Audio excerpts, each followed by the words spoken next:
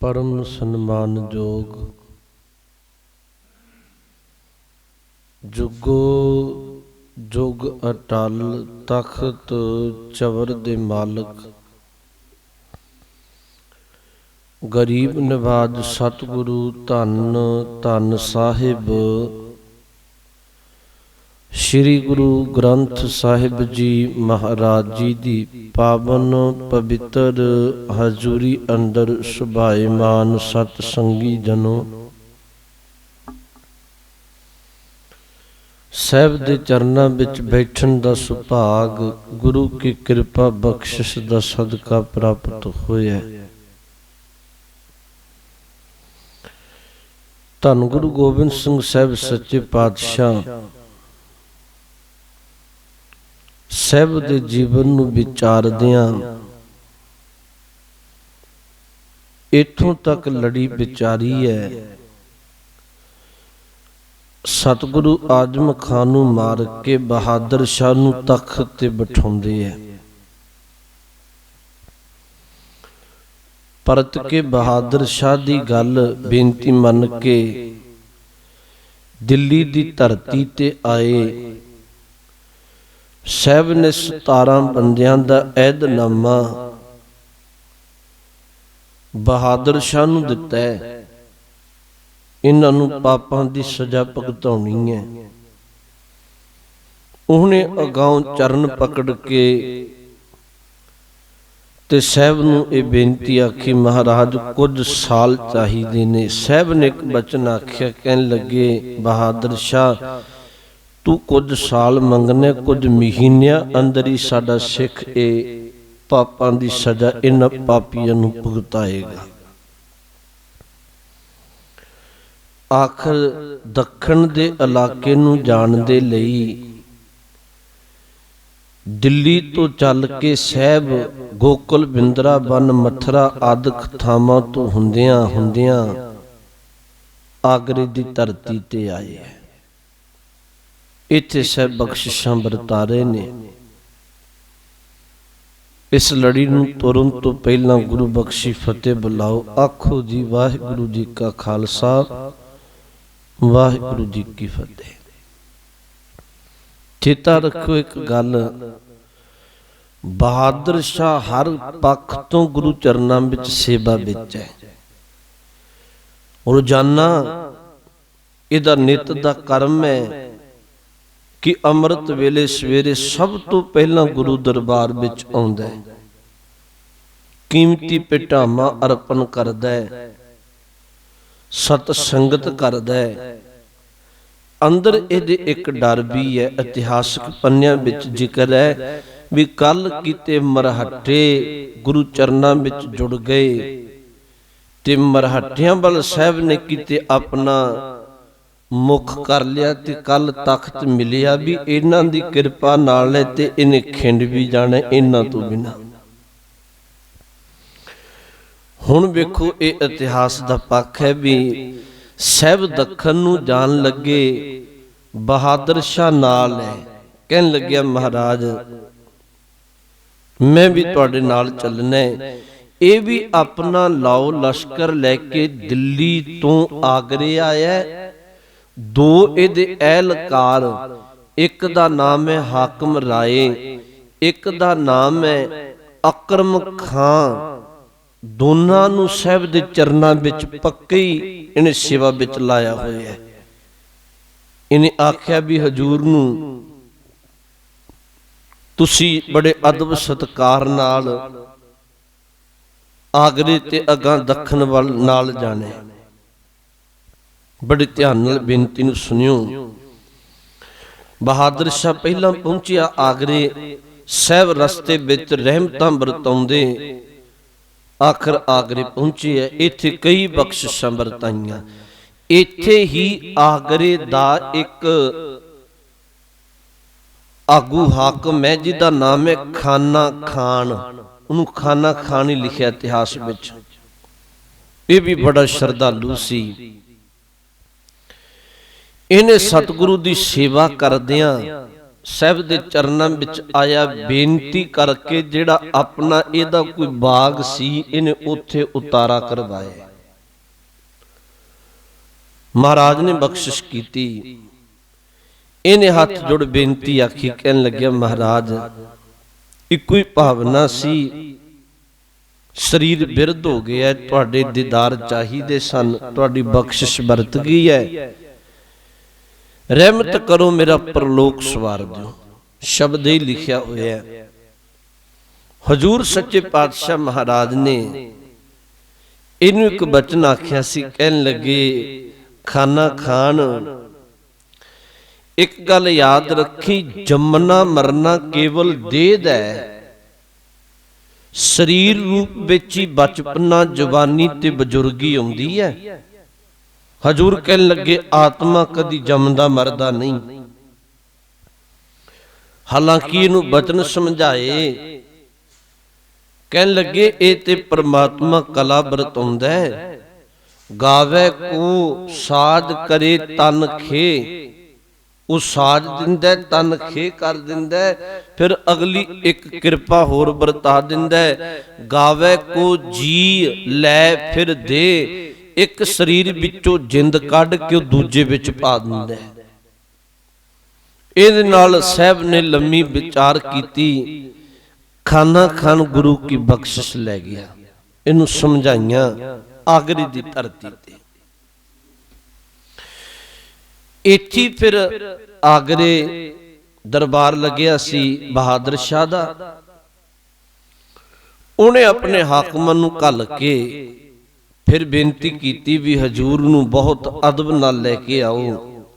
साहब एक दिन जिगा कलगी ला के, शास्त्र वस्त्र सजा के, घोड़ असवार होके, बेहद कीमती पोशाक पाके दरबार विच गए। अगों जिहड़ा बहादुर शाह सी अगों अदब नाल लैन आया। सतगुरु नूं चंदन दी चौंकी ते आसन ला के बेअंत पिटावां हजूर दे चरनां विच रखियां। भरे दरबार विच फिर बार बार ये गल कहंदा, कहन लग्या इन्हां दी किरपा नाल राज भाग इन्हां दा ही है, इन्हां दी बख्शिश नाल ही मिलिया होया है। इत्थे फिर सतगुरु कई होर रहमतां बरताउंदे है। इत्थे एक फतेह मुहम्मद उमराओ खां बहादुर शाह दे दरबार दा एहलकार है। फतेह मुहम्मद उमराओ खां इहने हजूर नूं हाथ जोड़ बेनती कीती सी। कहन लग्या महाराज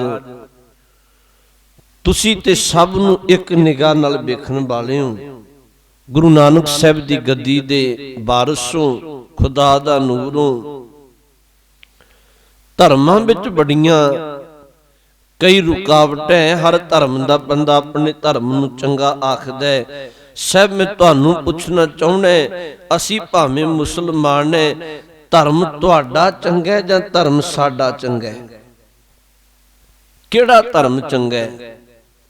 गुरु कलगीधर जी ने कहा सी, कहन लगे तुहानूं तुहाडा चंगा है, सानूं साडा चंगा है। पर एक बचन समझाया, धर्म उही है जिहड़ा खुदा परमेश्वर दी इबादत नाल जोड़े। इत्थे ने कई होर सवाल कीते महाराज नूं, सतगुरु तुसीं इवें खालसा साज के शास्त्रबद्ध क्यों कीता है? सतगुरु ने इत्थे रहमतां बरता के बचन आखे, कहन लगे याद रखियो ये भारत वर्ष दे लोग। दो वचन हजूर ने, एक पल मैं होर बेनती कह दिया। चलो इतिहास दे पन्ने ने, एक नौ निध राय खत्री, एक कपूर जड़िए। ये भी एक बार साहब दे चरनां विच आए, इन्हां भी विचारां कीतियां। ये भी आगरे दी धरती ते है। नौ निध राय खत्री, कपूर जड़िए, इन्हां भी अजिहियां गल्लां पुछियां सी, महाराज तुसी खालसा साजिया, शस्त्र धारी दे पिछे की राज है? महाराज ने बहुत विस्तार नाल गल्लां समझाइयां। कहन लगे भारत वर्ष दे लोग, बड़ा कीमती बचन आख्या, जिन्ना समा कच्छ ते केस दे धारनी रहे, ये लोग होर मुल्कां ते भी राज करदे रहे। किसी दी ताकत नहीं सी इन्हां ते हमला करन दी, पर जिमें जिमें इन्हां ने केसां दी बेअदबी कीती, जिमें जिमें इन्हां ने अपना जत सत तोड़िया, हजूर कह लगे इन्हां ते कई बारी हमलावर आके हमले करके आखिर इन्हां दी इज्जत पत लुटदे रहे है। ये सारा कुछ साहब ने समझाया। फतेह उमराव खान नूं भी ये गल्लां समझाइयां। असी साहब कहन लगे फिर खालसा पंथ साज के उन्हां नूं पंज ककार बख्श के, पंजां ककारां दी रहत विच परपक्कता बख्श के, अमृत बाणी नाल जोड़ के, अमृत वेला बख्श के उन्हां दा जीवन अमृत वर्गा बनाउण लई इह धर्म चलाया होया। हजूर ने गल्लां समझाइयां। इत्थे कोई वितकरा नहीं है, पूरी मनुखता विचों कोई भी खालसे धर्म दा धारनी हो सकदा है। इत्थे फिर नौनिध राय खत्री ने एक फिर गल आखी, साहब पहला लोक ते पहला तू केस नहीं रखदे। हजूर ने दो गथावां इत्थे सुनाइयां सी। एक तां मुसलमान धर्म दे विचों इब्राहिम होया, मैं पिछोकड़ विच बहुता नहीं जाना, इउं कह लो सौखे शब्दां विच अपने धर्म दे जत दे करैक्टर तो डिगण कारण उहने मुसलमान धर्म दे अंदर केसां दी बेअदबी शुरू करती सी। दूजा साहब ने बचन आख्या सी, कह लगे मुसलमानां विच इब्राहिम तो केसां दी बेअदबी चली। साहब ने बचन आखे, कह लगे पहला कोई जती सती पीर फकीर कदी भी किसी केसां दी बेअदबी नहीं कीती। हिंदू धर्म दे विचों परशुराम ब्राह्मण होए है, सूरवीर, एदे तो केसां दी बेअदबी चली है। परशुराम जिहड़ा ब्राह्मण सी, सूरवीर सी जोधा, एदे बाप दा नाम सी सहंसर बाऊ। सहंसर बाऊ खिमा करियो जे, परशुराम दे बाप नूं सहंसर बाऊ छतरी ने मारिया सी। इहने बाद विच परशुराम ने बदला लैण दी भावना नाल, इह सूरमा सी, बहुते छतरियां नूं कतल कीता ते जेड़े बहुते इहदे सामने सिर झुकाई गए, इहने मारन दी बजाए उन्हां दे केस कतल कर दिते। ते उदों जेड़े धार्मिक ग्रंथां विच जिक्र सी, केस कतल कर देना सिर कलम करन दे बराबर सी। सतगुरु ने गल्लां समझाइयां। कहन लगे हिंदू धर्म दे अंदर भी पहला केसां दी बेअदबी नहीं सी। हजूर ने इत्थे आगरे दी धरती ते इह गल समझाई, जदों जदों लोक रब दी दित्ती दात नूं बिगाड़नगे, रब्बी दात बिगाड़ना रब दे हुक्म दी अदूली है, पाप कर्म है, उदों उदों रब दा इउं मानो सिर तो हथ चुकिया जांदे, मनुखता भटक जांदी है। कई बख्शिशां इत्थे इवें बरताईयां। एक दिन हजूर दे चरनां विच बहादुर शाह बैठा है, आगरी। बहादुर शाह दे कोल एक सैयद मुनव्वर अली खान सैयद है, सौखे शब्दां विच कह दी मुसलमान धर्म दा काजी है, मुनव्वर अली खान। बहादुर शाह ने अली खान कोल गुरु दी बड़ी महिमा गाई। खाना खान सी जेड़ा, उन्हें भी महिमा गाई। गुरु दी इन्नी उस्तत सुन के ते सैयद मुनव्वर अली खान खाना खान नूं इह गल आखदा भी तुसी काफर लोग हो। शरा इह कहंदी है कि अल्लाह तो बिना किसी दी होर, किसी हिंदू दी, किसी आदक दी उपमा नहीं करनी। ਤੇ ਤੁਸੀਂ ਤੇ ਫਿਰ ਸ਼ਰਅ ਤੋਂ ਉਲਟ ਕੰਮ ਕਰ ਰਹੇ ਹੋ ਵੀ ਜਿਵੇਂ ਗੁਰੂ ਦੀ ਮਹਿਮਾ ਮੈਨੂੰ ਦੱਸ ਰਹੇ ਹੋ। ਖਾਨਾ ਖਾਨ ਨੇ ਅੱਗੋਂ ਬਚਨ ਆਖੇ, ਕਹਿਣ ਲੱਗੇ ਭਲਿਆ ਜਿਹੜੇ ਗੁਰੂ ਗੋਬਿੰਦ ਸਿੰਘ ਸਾਹਿਬ ਨੇ ਉਹ ਪੂਰੀ ਮਨੁੱਖਤਾ ਦੇ ਰਹਿਬਰ ਨੇ। ਜਿਸ ਖੁਦਾ ਦੇ ਨੂਰ ਨੂੰ ਤੂੰ ਨਮਸਕਾਰ ਕਰਦੇ, ਨਮਾਜ਼ ਪੜ੍ਹ ਕੇ, ਉਹ ਖੁਦਾ ਦਾ ਨੂਰ ਨੇ। ਪਰ ਇਹ ਜਿਹੜਾ ਸੈਯਦ ਸੀ ਥੋੜਾ ਆਪਣੇ ਭਾਣਾ ਸ਼ਰਅ ਵਿੱਚ ਵਧਿਆ ਹੋਇਆ ਸੀ, ਇਹ ਗੁਰੂ ਦਰਬਾਰ ਵਿੱਚ ਆ ਗਿਆ। ਖਾਨਾ ਖਾਨ ਵੀ ਬੈਠਾ ਹੈ, ਬੇਅੰਤ ਸੰਗਤਾਂ ਬੈਠੀਆਂ। ਇਹਨੇ ਸਾਹਿਬ ਨੂੰ 3-4 ਸਵਾਲ ਕੀਤੇ। ਪਹਿਲਾ ਸਵਾਲ ਕੀਤਾ, ਕਹਿਣ ਲੱਗਿਆ ਮਹਾਰਾਜ, ਇਹਨੇ ਬਚਨ ਆਖਿਆ, ਕਹਿਣ ਲੱਗੇ ਗੁਰੂ ਨਾਨਕ ਸਾਹਿਬ ਜਗਤ ਤੇ ਵਿਚਰਦਿਆਂ ਉਹ ਤੇ ਬੇਅੰਤ ਬਖਸ਼ਿਸ਼ਾਂ ਦੇ ਮਾਲਕ ਸੀ, ਤੁਹਾਡੇ ਕੋਲ ਕਿਹੜੀ ਕਰਾਮਾਤ ਹੈ? ਗੁਰੂ ਕਲਗੀਧਰ ਜੀ ਨੇ ਇਹਦੀ ਪਹਿਲੀ ਗੱਲ ਤੇ ਵੀ ਤੁਹਾਡੇ ਕੋਲ ਕਿਹੜੀ ਕਰਾਮਾਤ ਹੈ? ਸਾਹਿਬ ਕਹਿਣ ਲੱਗੇ ਸੈਯਦ ਮੁਨਵਰ ਅਲੀ ਖਾਂ ਬਹਾਦਰ ਸ਼ਾਹ ਨੂੰ ਅਸੀਂ ਰਾਜ ਭਾਗ ਲੈ ਕੇ ਦਿੱਤਾ ਹੈ, ਹੁਕੂਮਤ ਦਿੱਤੀ ਹੈ। ਪਹਿਲੀ ਕਰਾਮਾਤ ਇਹੀ ਹੈ ਸਾਡੀ ਕਿ ਅਸੀਂ ਇਹਨੂੰ ਹੁਕੂਮਤ ਲੈ ਕੇ ਦਿੱਤੀ ਹੈ। ਹੁਣ ਇਹਦੇ ਕੋਲ ਤਾਕਤ ਹੈ, ਇਹ ਕਿਸੇ ਨੂੰ ਕੰਗਾਲ ਵੀ ਬਣਾ ਸਕਦਾ, ਕਿਸੇ ਨੂੰ ਬਾਦਸ਼ਾਹ ਵੀ ਬਣਾ ਸਕਦਾ। ਹੁਕੂਮਤ ਹੈ ਜਿਹੜੀ ਇੱਕ ਕਰਾਮਾਤ ਵਰਗੀ ਹੈ। ਉਹਨੇ ਆਖਿਆ ਮਹਾਰਾਜ ਹੋਰ ਕੋਈ ਕੀ ਕਰਾਮਾਤ ਹੈ? ਸਾਹਿਬ ਨੇ ਦੂਜਾ ਆਪਣੇ ਖੀਸੇ ਵਿੱਚੋਂ ਮੁੱਠ ਭਰ ਕੇ ਅਸ਼ਫਰੀਆਂ ਮੋਹਰਾਂ ਦੀ ਕੱਢੀ ਹੈ। ਸਭ ਕਹਿਣ ਲੱਗੇ ਦੂਜੀ ਕਰਾਮਾਤ ਆ ਮਾਇਆ ਹੈ। ਕਈ ਵਾਰ ਇਹ ਵੀ ਵੱਡਿਆਂ ਵੱਡਿਆਂ ਨੂੰ ਪਰਮਾ ਦਿੰਦੀ ਹੈ। ਇਹਨੇ ਆਖਿਆ ਤੀਜੀ ਕਰਾਮਾਤ ਹੋਰ ਕੀ ਹੈ ਤੁਹਾਡੇ ਕੋਲ? ਤੁਸੀਂ ਜੇ ਖੁਦਾ ਦਾ ਨੂਰ ਹੋ ਤੇ ਤੁਹਾਡੇ ਕੋਲ ਤੇ ਕੋਈ ਹੋਰ ਕਰਾਮਾਤ ਵੀ ਚਾਹੀਦੀ ਹੈ। ਜਦੋਂ ਇਹਨੇ ਬਾਰ-ਬਾਰ ਆਖਿਆ ਅਲੀ ਖਾਨ ਨੇ, ਹਜੂਰ ਨੇ ਮਿਆਨ ਵਿੱਚੋਂ ਕਿਰਪਾਨ ਕੱਢ ਕੇ, ਲਿਸ਼ਕ ਦੀ ਕਿਰਪਾਨ ਕੱਢ ਕੇ ਇੱਕ ਬਚਨ ਆਖਿਆ, ਸਭ ਤੋਂ ਵੱਡੀ ਕਰਾਮਾਤ ਸਾਡੇ ਕੋਲ ਆ ਕਿਰਪਾਨ ਹੈ। ਇਹਦੇ ਜ਼ੋਰ ਤੇ ਅਸੀਂ ਰਾਜ ਭਾਗ ਕਾਇਮ ਕੀਤਾ ਹੈ। ਇਹਦੇ ਜ਼ੋਰ ਤੇ ਬੇਅੰਤ ਮਾਇਆ ਧਾਰੀ ਝੁਕ ਜਾਂਦੇ ਐ। ਸਭ ਤੋਂ ਵੱਡੀ ਕਰਾਮਾਤ ਇਹ ਹੈ ਉਹ ਨਾ ਹੀ ਮੰਨਿਆ, ਕੁਝ ਹੋਰ ਸਵਾਲ ਜਵਾਬ ਕੀਤੇ। ਗੁਰੂ ਨੂੰ ਭਾਉਂਦਾ ਹੋਏਗਾ ਜਿਹੜਾ ਚੌਰ ਸਾਹਿਬ ਕਰ ਰਿਹਾ ਸੀ ਸਿੱਖ ਦੀਪ ਸਿੰਘ, ਉਹਨੇ ਬਹੁਤ ਕਾਹਲੀ ਨਾਲ ਆਪਣੀ ਕਿਰਪਾਨ ਕੱਢ ਕੇ ਸੈਯਦ ਮੁਨਵਰ ਅਲੀ ਖਾਨ ਦਾ ਧੜ ਨਾਲੋਂ ਸਿਰ ਜੁਦਾ ਕਰ ਦਿੱਤਾ। ਕਹਿਣ ਲੱਗੇ ਬਾਕੀ ਕਰਾਮਾਤ ਆਹੀ ਹੈ। ਖਾਨਾ ਖਾਨ ਨੇ ਬਹੁਤ ਲਾਹਨਤਾਂ ਪਾਈਆਂ।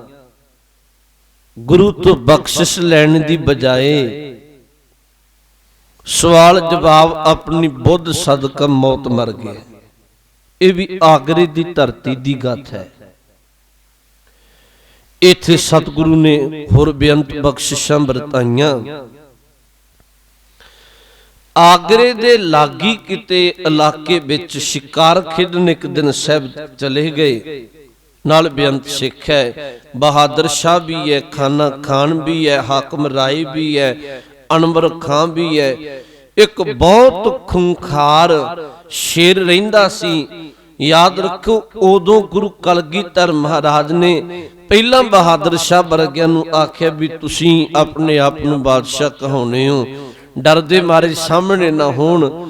ਗੁਰੂ ਦਾ ਇੱਕ ਸਿੱਖ ਸੀ ਭਾਈ ਰੋਸ਼ਨ ਸਿੰਘ,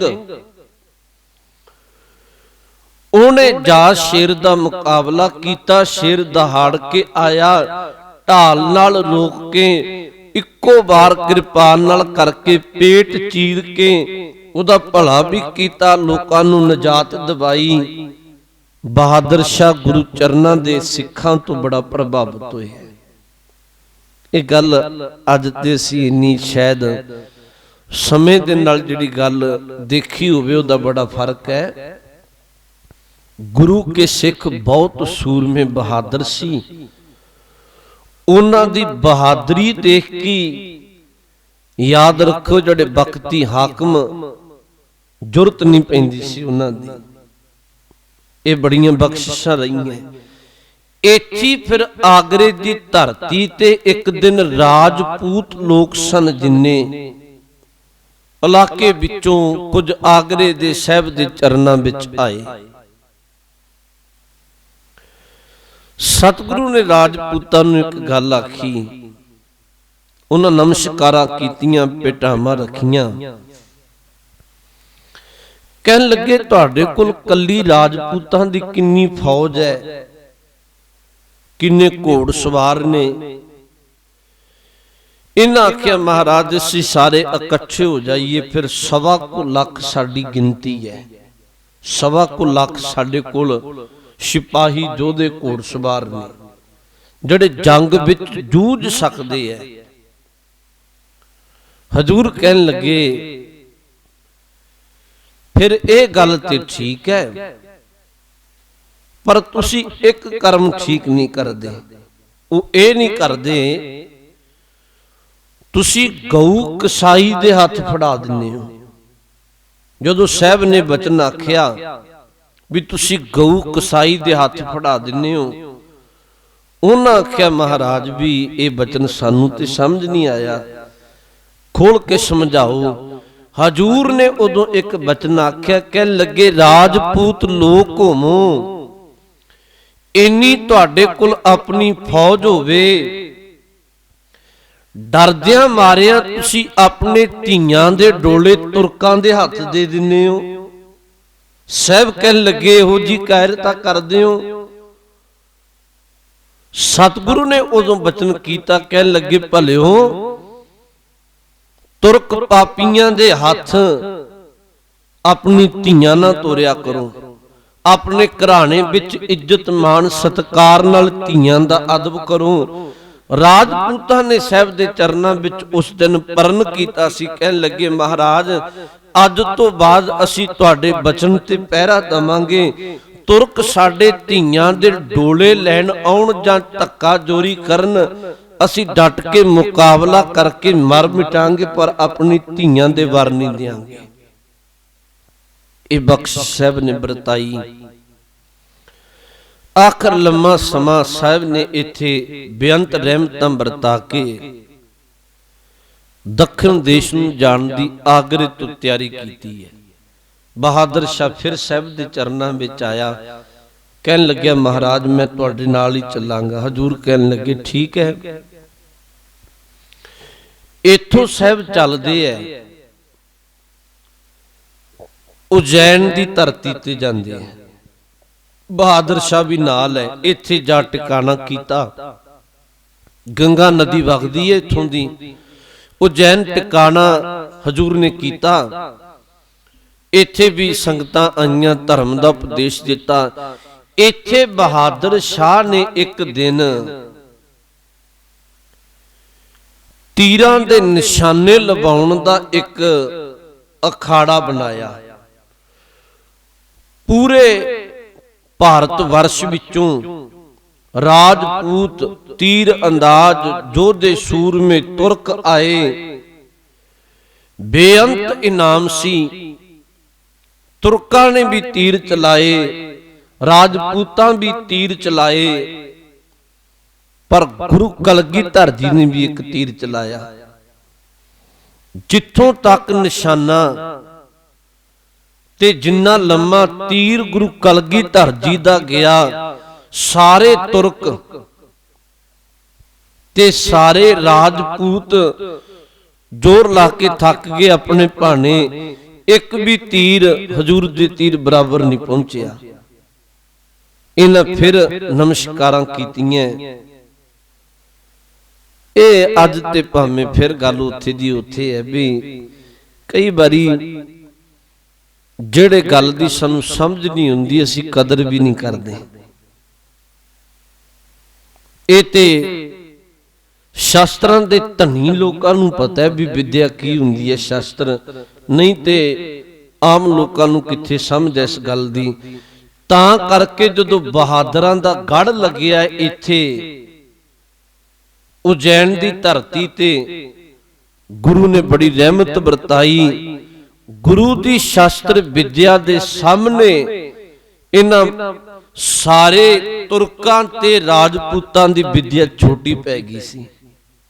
इत्थे सतगुरु रहमतां बरता के चित्तौड़गढ़ जांदे है।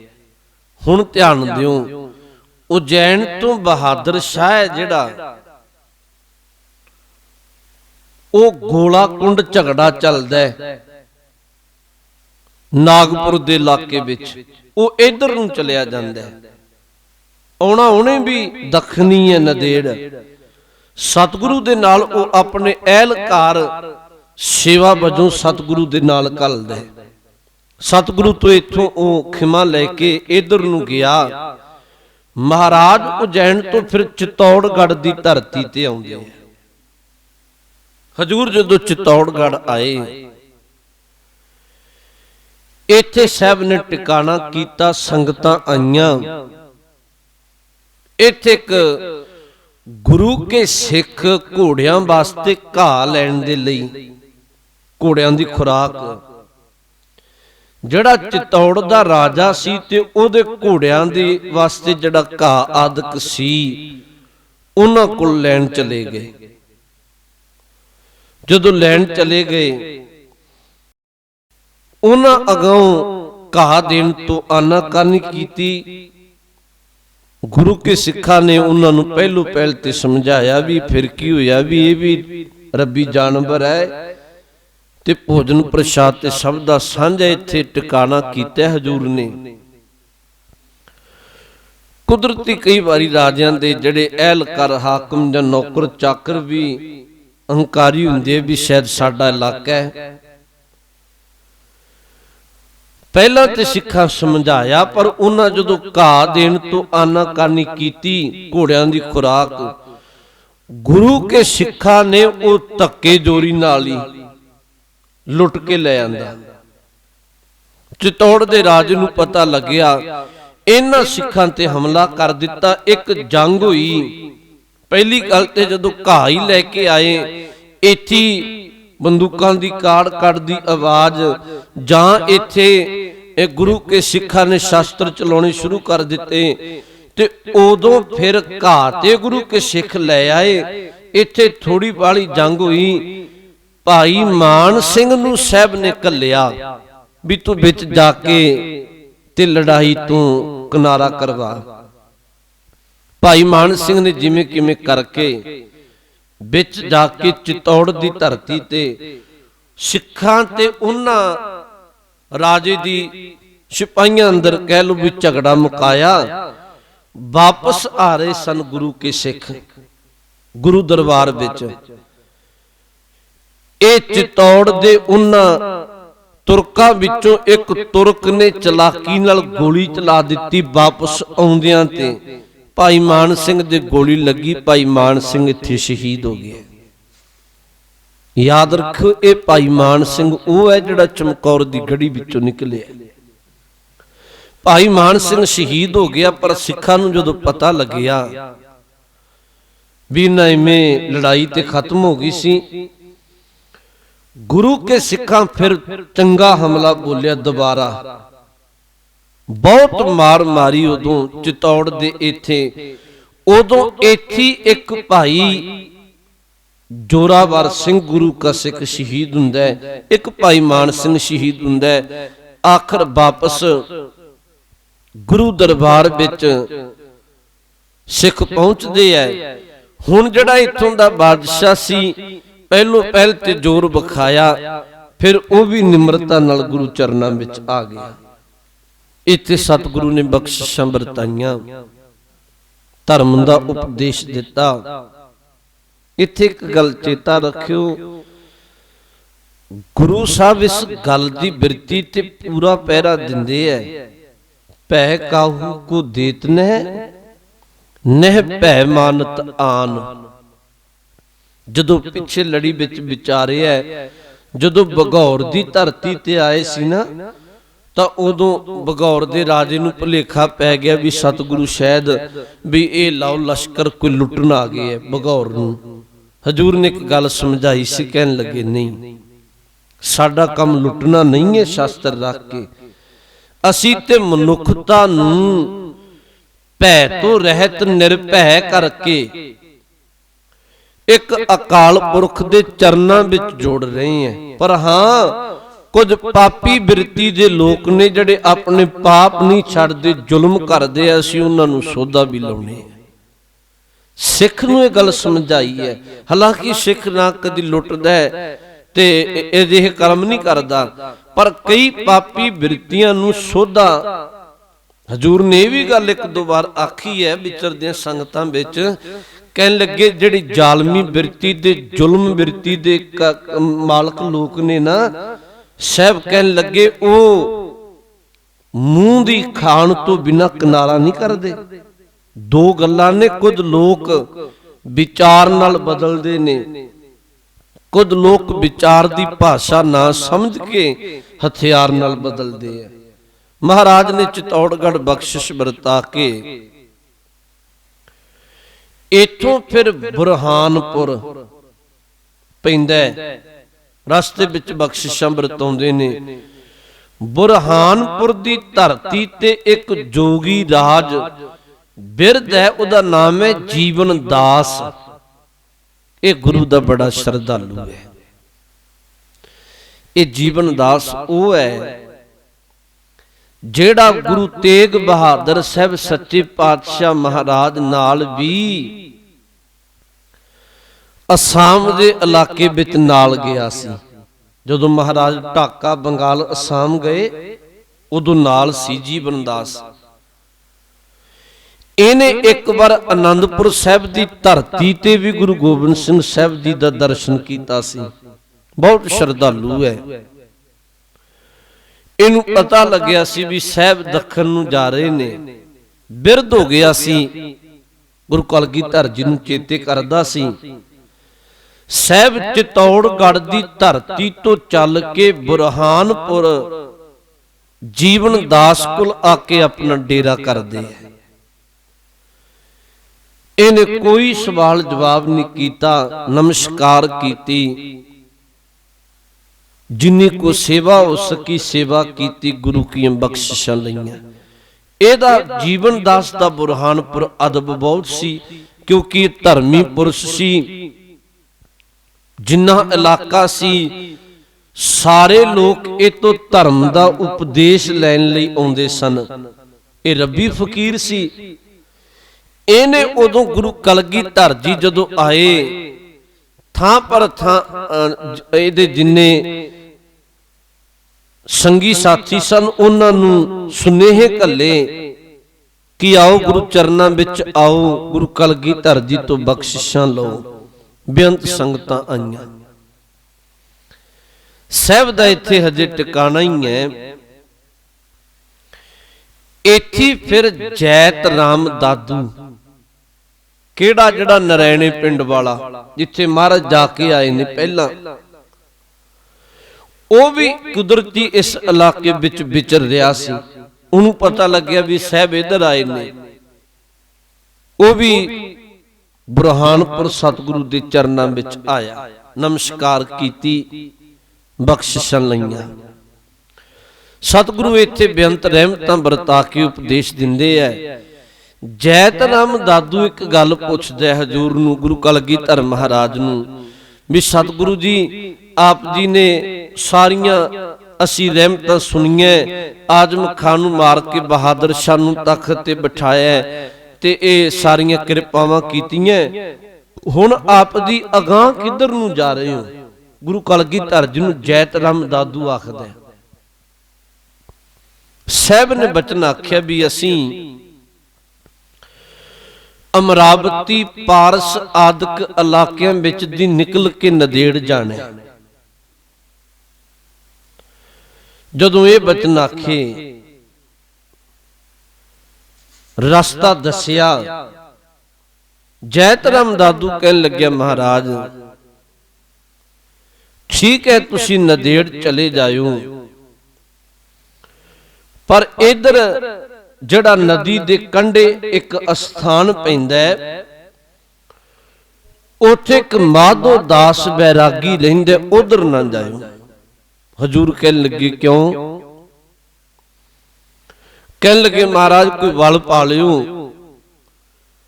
ਤੇ ਰਸਤੇ ਹੋਰ ਬਹੁਤ ਨੇ ਜਾਣ ਨੂੰ ਨਦੇੜ, ਪਰ ਇਹ ਜਿਹੜਾ ਮਾਧੋ ਦਾਸ ਹੈ ਇਹ ਬੜਾ ਕਰਾਮਾਤੀ ਹੈ, ਇਹਦੇ ਕੋਲ ਕਈ ਰਿੱਧੀਆਂ ਸਿੱਧੀਆਂ, ਸਤਿਗੁਰੂ ਇਹ ਬਹੁਤ ਬੁਰੀ ਕਰਦਾ ਹੈ। ਹਜੂਰ ਕਹਿਣ ਲੱਗੇ ਕਾਰਨ ਕੀ ਹੈ?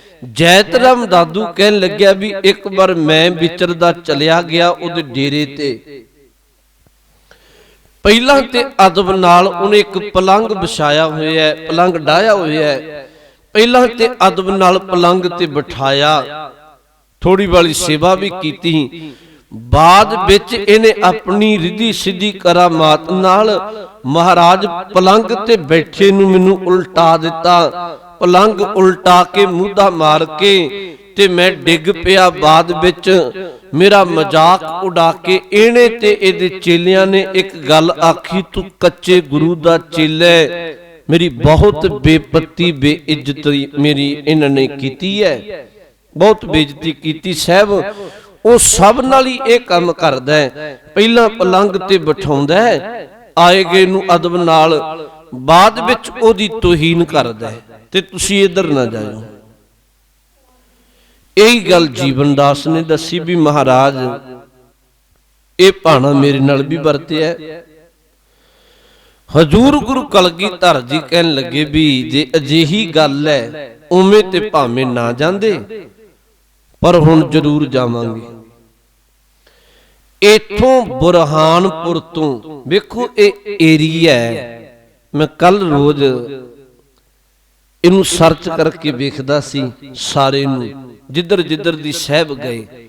ਤੁਸੀਂ ਹੁਣ ਵੀ ਕਿਤੇ ਮੈਪ ਤੇ ਵੇਖੋ ਅੱਜ ਦੇ ਸਮੇਂ ਜਿਹੜੇ ਏਰੀਏ 'ਚ ਸਾਹਿਬ ਦਮਦਮਾ ਸਾਹਿਬ ਤੋਂ ਚੱਲ ਕੇ ਜਾਂਦੇ ਐ, ਸਰਸਾ, ਅਗਾਂ ਸੁਹਾਵਾ, ਭਗੌਰ, ਆਗਰੇ ਵਿੱਚ ਦੀ ਦਿੱਲੀ, ਫਿਰ ਦਿੱਲੀ ਤੋਂ ਮਥੁਰਾ, ਆਗਰਾ, ਇਹ ਜਿੰਨਾ ਏਰੀਆ, ਫਿਰ ਅਗਾਂ ਆਗਰੇ ਤੋਂ ਚਿਤੌੜਗੜ੍ਹ, ਬੁਰਹਾਨਪੁਰ, ਇਹ ਸਾਰਾ ਨਦੇੜ ਨੂੰ ਜਾਂਦਾ ਹੈ ਅੱਜ ਵੀ। ਠੀਕ ਹੈ ਉਦੋਂ ਕੋਈ ਰਾਹ ਥੋੜੇ ਵਾਲੇ ਵੱਖਰੇ ਹੋ ਸਕਦੇ ਆ ਵੀ ਅੱਜ ਵਾਂਗੂ ਪੱਕੀਆਂ ਸੜਕਾਂ ਨਹੀਂ ਸੀ, ਪਰ ਰਸਤਾ ਅੱਜ ਵੀ ਇਵੇਂ ਦਾ ਇਵੇਂ ਹੀ ਹੈ। ਹੁਣ ਮਹਾਰਾਜ ਬੁਰਹਾਨਪੁਰ ਤੋਂ ਗੋਦਾਵਰੀ ਦੇ ਕੰਢੇ ਜਿੱਥੇ ਇਹਦਾ ਟਿਕਾਣਾ ਮਾਧੋ ਦਾਸ ਬੈਰਾਗੀ ਦਾ, ਇਹਦੇ ਡੇਰੇ ਜਾ ਖਲੋਂਦੇ ਆ। ਇਹ ਡੇਰੇ ਨਹੀਂ ਸੀ ਆਪਣੇ, ਥੋੜਾ ਬਾਲਾ ਲਾਗੇ ਬੰਨੇ ਗਿਆ ਸੀ। ਹਜੂਰ ਇਹਦੇ ਉਹ ਜਿਹੜਾ ਪਲੰਗ ਇਹਨੇ ਡਾਇਆ ਹੋਇਆ ਹੈ, ਪਲੰਗ ਤੇ ਜਾਟ ਵਿਸ਼ਰਾਮ ਕਰਦੇ ਆ, ਚੌਂਕੜਾ ਮਾਰਦੇ ਆ। ਇੱਥੇ ਗੁਰੂ ਕੇ ਸਿੱਖਾਂ ਨੇ ਥੋੜੀ ਵਾਲੀ ਸ਼ਾਸਤਰ ਵਿਦਿਆ ਵੀ ਕਰ ਲਈ ਇਹਦੇ ਡੇਰੇ ਤੇ, ਕੋਈ ਜੀਵਨ ਦਾ ਭਲਾ ਕਰ ਦਿੱਤਾ, ਸ਼ਾਸਤਰ ਵਿਦਿਆ ਕੀਤੀ। ਇਹਨੂੰ ਇਹਦੇ ਇੱਕ ਚੇਲੇ ਨੇ ਦੌੜੇ ਨੇ ਜਾ ਕੇ ਦੱਸਿਆ ਬਈ ਮਾਧੋ ਦਾਸ ਉੱਥੇ ਕੋਈ ਫਕੀਰ ਆਏ ਨੇ, ਸ਼ਾਸਤਰ ਧਾਰੀ ਨੇ, ਤੇ ਬਿਨ ਪੁੱਛਿਆ ਤੇਰੇ ਪਲੰਗ ਤੇ ਬਹਿ ਗਏ, ਨਹੀਂ ਤੇ ਤੂੰ ਕਿਸੇ ਨੂੰ ਬਿਨ ਪੁੱਛਿਆ ਬਹਿ ਨਹੀਂ ਦਿੰਦਾ। ਹੁਣ ਇਹਦੇ ਕੋਲ ਥੋੜੀਆਂ ਬਾਲੀਆਂ ਰਿੱਧੀਆਂ ਸਿੱਧੀਆਂ ਸੀ, ਕਰਾਮਾਤ ਸੀ, ਇਹ ਬੜਾ ਅੱਗ ਬਬੂਲਾ ਹੋਇਆ। ਇਹ ਆਇਆ ਤੇ ਇਹਨੇ ਦੂਰੋਂ ਹੀ ਆਪਣੀ ਤਾਕਤ ਵਰਤਣੀ ਸ਼ੁਰੂ ਕਰ ਲਈ। ਉਹੀ ਕਰਮ ਪਲੰਗ ਮੂਧਾ ਮਾਰਨ ਦਾ, ਉਲਟਾਉਣ ਦਾ ਯਤਨ ਕਰ ਰਿਹਾ। ਗੁਰੂ ਕਲਗੀਧਰ ਜੀ ਨੇ ਸਿੱਖਾਂ ਨੂੰ ਪਹਿਲਾਂ ਹੀ ਬਚਨ ਆਖਿਆ ਸੀ, ਕਹਿਣ ਲੱਗੇ ਤੁਸੀਂ ਰੱਬੀ ਨਾਮ ਬਾਣੀ ਨਾਲ ਜੁੜੋ, ਅੱਜ ਮਾਧੋ ਦਾਸ ਨੂੰ ਵੀ ਸਿੱਧਿਆ ਰਾਹ ਪਾ ਦੇਣਾ। ਹੁਣ ਇਹਨੇ ਦੂਰੋਂ ਬੜੀ ਸ਼ਕਤੀ ਵਰਤਾਈ ਆਪਣੇ ਭਾਣੇ, ਇਹਦਾ ਇੱਕ ਵੀ ਉਪਰਾਲਾ ਨਾ ਚੱਲਿਆ, ਇੱਕ ਵੀ ਯਤਨ ਨਾ ਚੱਲਿਆ। ਆਖਰ ਇਹ ਨਿਮਰਤਾ ਨਾਲ ਗੁਰੂ ਚਰਨਾਂ ਵਿੱਚ ਆ ਕੇ ਸਹਿਬ ਪਲੰਗ ਤੇ ਬੈਠੇ ਥੱਲੇ ਬਹਿ ਗਿਆ ਪੁੰਜੇ। ਇਹਨੇ ਗੁਰੂ ਕਲਗੀਧਰ ਪ੍ਰਤੀ ਪਹਿਲਾਂ ਵੀ ਸੁਣਿਆ ਸੀ। ਹਜੂਰ ਨੇ ਇਹਨੂੰ बचन साहब नूं एक बचन आखिया, साहब नूं कहन लग्या महाराज तुसी धन गुरु गोबिंद सिंह साहब हो। साहब ने आखिया तू ठीक सुनिया। हजूर ने आखिया तू कौन है? इहने अगों आखिया महाराज मैं तुहाडा ही बंदा है। हजूर कहन लगे फिर ठीक है, तेनू असी ए धर्म दे नाते निक्कियां मोटियां करामातां विचों कढ के बंदा बहादरी बनाउणा है।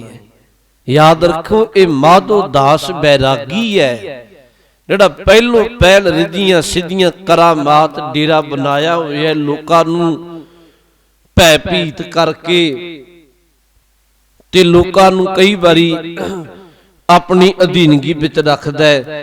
हुण ये गुरु चरनां विच बैठा है, सतगुरु फिर इनू धर्म दा उपदेश दिंदे है, इनू ये गल समझाउंदे है धर्म ये नहीं है जिहड़े कर्म तू करदा, धर्म ये नहीं है अपने डेरा चलाउण वास्ते लोकां नू करामात विच भरमा के मत्थे टिकाई जाने। धर्मी ते ओ हुंदा जिहड़ा रब्बी इबादत करे। धर्मी ते ओ हुंदा जिहड़ा मनुखता दा भला करे। धर्मी ओनू कहा जांदा है जिहड़ा जुल्म दा नाश करके चार छपेरे रब्बी नाम दा होका धर्म दा काम करे। माधो दास गुरु चरनां दा श्रद्धालु बन गया। हुण इनू महाराज ने अगां बख्शिश वरताउणी है, ओ लड़ी आपां कल रोज विचारांगे। इनू फिर थापड़ा दे के घल्लणगे हजूर। यही वजीर पापी सुच्चा नंद वर्गियां नूं सोधा लाएगा, ओ लड़ी आपां कल रोज विचारांगे। इन्नियां को बेनतियां अद प्रवान भुल चुक दी खिमा। वाहिगुरू जी का खालसा, वाहिगुरू जी की फतेह।